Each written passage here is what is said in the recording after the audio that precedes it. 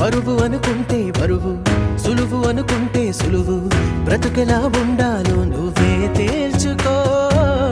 అనుకున్నవన్నీ అవవు, ఎప్పుడు ఏదో కరువు. అందుకీ కమ్మని కలలో సరి చూసుకో.